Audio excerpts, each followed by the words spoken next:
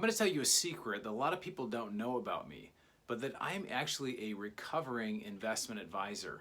And what I realized is by being an investment advisor, I was able to do some unique things. We did a lot of stocks and bonds, but I really kind of saw the dark side of what it meant to be on the Wall Street side of investments. And it's really caused some things in me to become very passionate and even angry, even wanting to be like Jesus and flipping tables in the temple of this just feels wrong. So in this video, we're going to talk about why you should be wary of investment advisors, why the special interest of a investment advisor is something that you should consider. And stick around, we're going to have an exciting quote at the end as well. So as an investment advisor, one of the things that they teach you is that it's not about getting the best investment for people. You might be shocked to hear this, that it's not actually about maximizing your return or making you really wealthy and having the best possible performance. In fact, the regulating power, which is the SEC, says it's more important, rather than have big returns or to have access to great investments, it's more important as an investment advisor, you simply do what is suitable, right? Giving something you want suitable. Do you want something that's suitable? That, to me, that just sounds very average. You don't want it excellent, you want it poor, you want it just the gold, just right in the middle, and as long as it's middle of the road, mediocre, you're gonna be fine. And to me, this was really disheartening. Once I kind of got down to the bottom, I kind of realized, man, I don't want to be in that category. I don't want to have just investments or invest in stuff that's just kind of mediocre. I want to invest in things that are great. And so as an investment advisor, what you're told to do is put people into traditional assets, such as stocks, which we will commonly see every 10 years or so, drops of 30 to 50%, sometimes even more often than that, even bigger drops. And they're not actually conservative. But again, it's about being suitable. It's about doing what the SEC feels is appropriate. So I'm going to talk for a minute about Wall Street fees. Now this is something you may be aware of, that Wall Street charges fees and whatnot, but it is absolutely shocking the amount of fees that are there. It's the idea of death by 1,000 paper cuts. Now Tony Robbins, he wrote this great book and it's called Money, Master the Game. And basically he talks about the average mutual fund fees are actually around 3.2%. Now you'd say, I'd never invest in a fund like that. I'd never invest in a mutual fund there. Well, the challenge is that legally, they don't disclose that those fees are 3.2%. The fees will actually be something like 1.5% or 1.2% per year. But there's all of these hidden fees they don't have to disclose. Doesn't that sound unethical to you? There's a marketing fee, there's a cash drag fee, there's an administrative fee, there's all these fees, exchange fee, whatever, they come up with these fees and they legally don't have to disclose them. To me, that feels very dishonest. And wanting to be a person of integrity, I said, I can't work in this environment where this is happening. So that happens on the products that you're put into. Now I will say, if you have a money person, let's say you go to a money manager, you have a Morgan Stanley, a Smith Barney, one of these money managers, they typically take another 2% or 1.5–2% off the top. So you literally could be paying somewhere between 4.5% and 6.5% of the gains. You're paying a high percentage. Now the stock market returns 6 to 7% per year. You serious? That is most of your gains right there. So to me, it just shows that really the house is against you when it comes to working with an investment advisor. And that's the thing why I tell people, just be very cautious when you're working with them, because the interests are not aligned. You don't have an aligned interest. They are not investing in the same things you're investing in.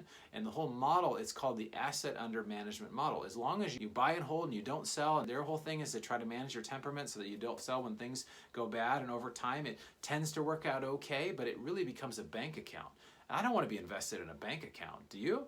So there's really high overhead for these Wall Street firms. There's lack of transparency. There's really a lack of trust. And that's something that I really wanted to avoid. So another thing that really frustrated me about being an investment advisor is that there were a lot of limitations for alternative investments, particularly if you work for a large firm. They'll say you can't invest in this, you can't invest in that, and that really frustrated me. You actually really didn't own anything real. When we talk about real estate, it's actually a real physical asset. When you're buying stocks and bonds, these are paper assets, right? They're just simply things. They say, okay, you own this amount of this certain company, whatever, but if something goes south, what do you actually own?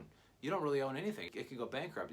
With real estate, it's always going to be worth something, right? There's always going to be some intrinsic value there. And that's something that as an investment advisor, often most investment advisors are not able to put people into real assets. Even if somebody invests in a real estate investment trust, you're really buying a paper. You yourself, you really don't own anything. You own a certain share of what's represented here, which may or may not be represented correctly, and it's something just to be concerned about, because again, the interest of an investment advisor is not always to get the best deal for you. And I want to mention counterparty risk, because like I mentioned, if something happens with the asset itself, you could literally be in a place where you don't own anything. So counterparty risk is just saying that if a company goes bankrupt or if there's another creditor, you may not necessarily own what you actually think that you own.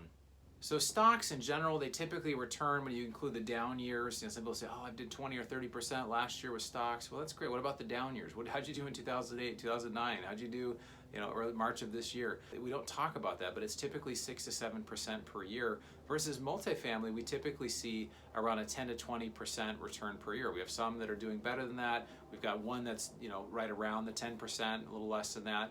But there is a range. But even on a bad day, it still performs better than stocks, which I find to be super compelling.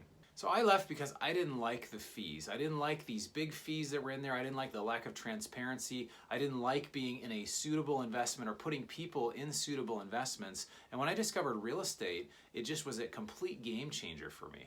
And so for you, maybe you're listening to this and you've never invested in real estate. There are ways you can invest passively into real estate. In fact, it says that the people over $100 million net worth, they did a study and they found the highest majority of any asset class that they were in was commercial real estate. And more than anything, more than stocks, more than bonds, more than businesses, more than private equity, more than anything else, it was real, physical, large-scale commercial real estate. Now, this weren't people out there swinging a hammer or running things themselves. They were into these large passive deals where they were able to be involved, but on a much more passive level. And that's what's really our business, is helping people that are busy professionals get involved in real estate on a passive level. So I want to wrap this up and just say, I want to encourage you to follow the money. Just try to look and say, who is actually educating you on your finances? And if you really think about it, it's these multi-billion-dollar Wall Street firms that are out here educating everybody on what a traditional conservative investment is, right? But it's not an unbiased opinion. So I want to share this quote with you. I love it. It's from Gandhi. It says, "The moment there is suspicion about a person's motives, everything he does becomes tainted." So you think about that. For me, I was working in the financial services industry, and I just said, you know what, I don't like the way this treats people. I don't like the way this really leaves me with a feeling I'm really not doing what's best for them. I may be helping myself, but I'm not necessarily helping the people around me. So I hope you got some value out of this. Please go ahead and consider subscribing. We do deals in multifamily. That's our business. If you're a passive investor, you're interested in learning about passive investing, you can go to bronsonequity.com. You can click the join button. You can join our investment club. We can let you know about upcoming deals once we establish a relationship with you. And then I wrote this report, which is the single best investment strategy during and after a pandemic. You can check it out. I'd love to hear from you. Write some comments below, and I look forward to seeing you on the next video.